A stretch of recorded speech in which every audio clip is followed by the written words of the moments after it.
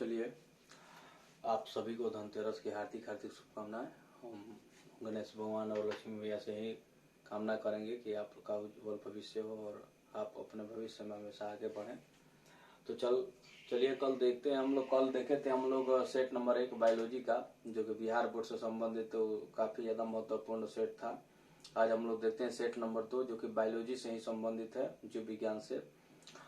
और कल की बात ही हमें पूरा विश्वास है कि आप लोग बहुत सारे बच्चे आज जुड़कर इस सेट को भी भली भांति बढ़िया से समझेंगे और इसे अपने कॉपी पर लिखेंगे, नोट करेंगे, ताकि आपका एग्जाम बिहार बोर्ड में अच्छा जाए और आपका अच्छा रैंक आए उसमें।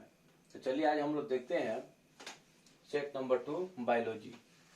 तो यहाँ पे सबसे पहले हम ये देखेंगे कि जो क्वेश्चन नंबर 1 है तो उसमें क्या कह रहा है। तो इसमें बोल रहा है कि एक वयस्क मनुष्य में कितने दांत होते हैं। यानी कि एक वैसा मनुष्य जो कि पूर्ण रूप से विकसित हो चुका है, उसका शरीर पूर्ण रूप से विकसित हो चुका है, तो वैसे मनुष्य में कितने दांत पाए जाते हैं। तो यहाँ पे ध्यान रखिएगा कि 32 यानी कि 32 दांत पाए जाते हैं। नेक्स्ट क्वेश्चन की तरफ देखते हैं कि दांत कितने प्रकार के होते हैं। तो आप यहाँ पे ध्यान दीजिएगा, दांत 4 प्रकार के होते हैं। कौन कौन से होते हैं ये भी हम लिख दें ताकि आप लोग समझ जाएं। जिसको हिंदी में हम लोग बोलते हैं कर्तनक और इंग्लिश में बोलते हैं इंसाइजर। दूसरा है आपका भेदक, जिसको हम लोग इंग्लिश में बोलते हैं कैनाइन। तीसरा है आपका अग्रचवर्णक, जिसको हम लोग इंग्लिश में बोलते हैं प्रीमोलर। उसके साथ 4 नंबर है आपका चवर्णक, जिसको हम लोग इंग्लिश में बोलते हैं मोलर। इन सबका कार्य भी अपना अलग अलग होता है।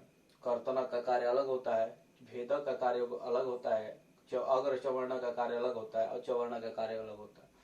ये काटने का काम करता है, ये चीरने फाड़ने का काम करता है, और यह चबाने का काम करता है, और यह पीसने का काम करता है।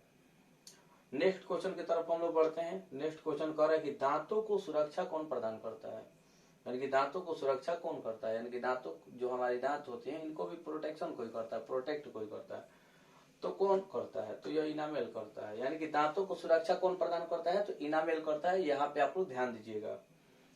नेक्स्ट क्वेश्चन है आपका 4, दांतों का अधिकांश भाग कौन तैयार करता है। जो हम लोग का दांत तैयार होता है, जैसे कि हम लोग बचपन में जब छोटे काफी ज्यादा थे, तो वो जो पहला दांत होता है उसको हम लोग दूधा का दांत बोलते हैं। तो वो तो खैर एक समय के अनुसार अपना टूट जाता है, और जो उसके बाद जो दांत हम लोग के शरीर में आता है, मुख में आता है, मुख गुहा में आता है, वो हमारे जीवन पर्यंत चलते रहता है, यानी कि जीवन भर वो हमारे साथ रहता है। तो बोल रहा है कि दांतों का अधिकांश भाग कौन तैयार करता है, तो डेंटाइन तैयार करता है।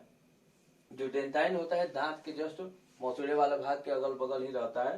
तो दांतों का अधिकांश भाग कौन तैयार करता है, तो डेंटाइन करता है, याद रखिएगा।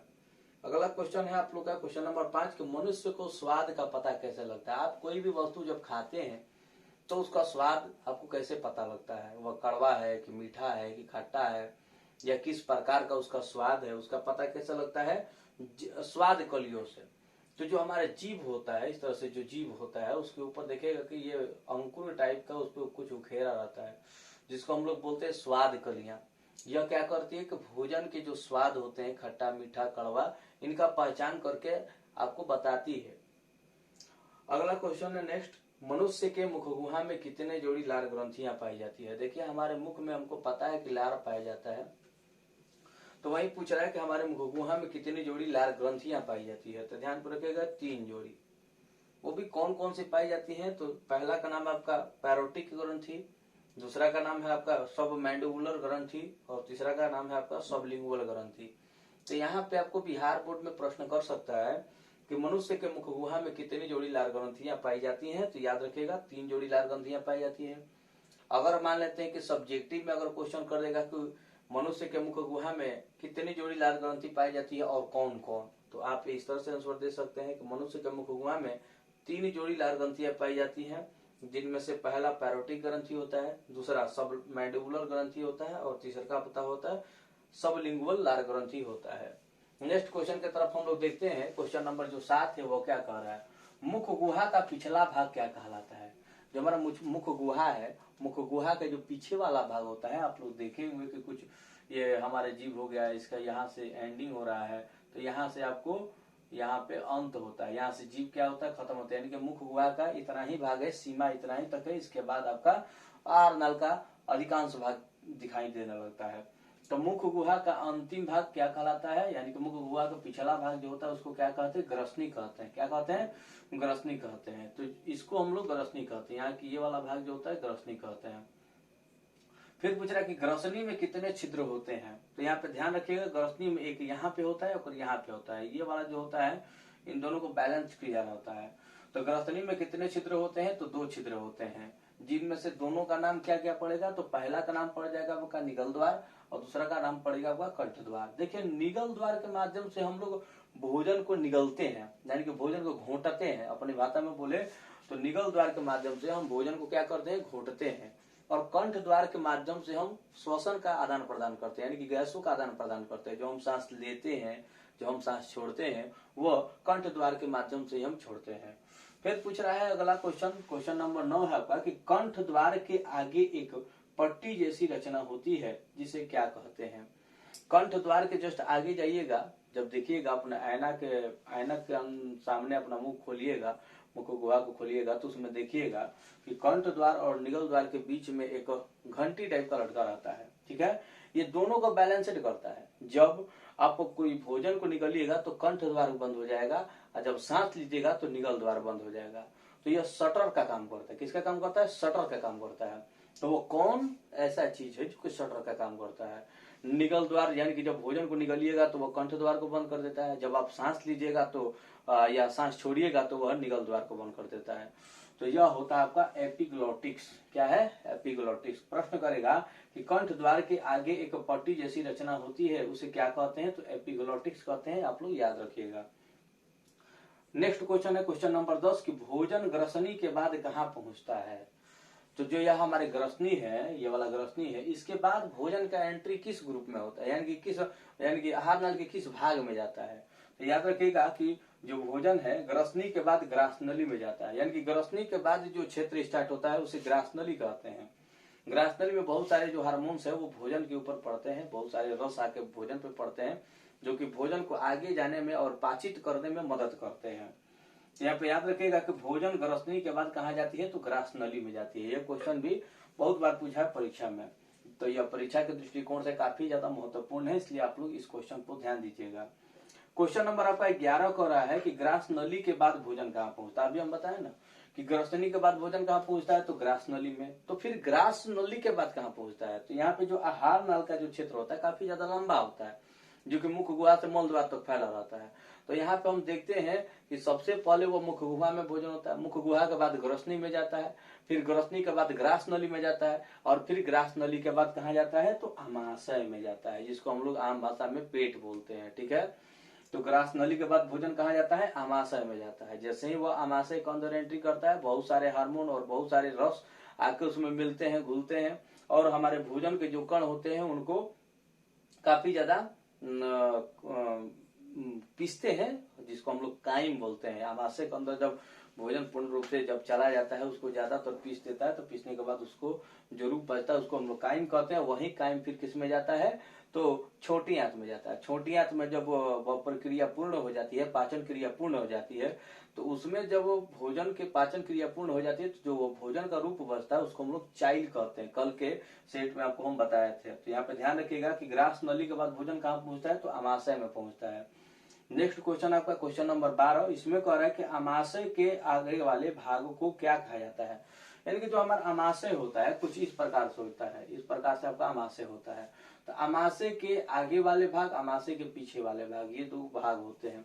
तो बोल रहा है कि आमाशय के आगे वाले भाग को क्या कहा जाता है, तो कार्डियक कहा जाता है। आमाशय के आगे वाले भाग को क्या कहा जाता है, कार्डियक कहा जाता है। ये ध्यान पर रखिएगा, आमाशय के आगे वाले भाग को क्या कहा जाता है, कार्डियक कहा जाता है।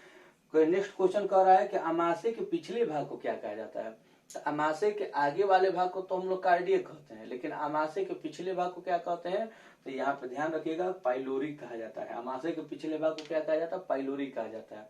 ये भी प्रश्न बहुत बार पूछा है, ये बिहार पुलिस और बिहार एसआई में भी बहुत बार प्रश्न किया है। नेक्स्ट क्वेश्चन है 14 नंबर, पूछ रहा है कि जठर ग्रंथि कहाँ पाई जाती है। यानी कि जो यह जठर ग्रंथियां होती हैं ये कहाँ पाई जाती है, तो ध्यान पर रखिएगा आमाशय में पाई जाती है। कहाँ पे पाई जाती है, आमाशय में।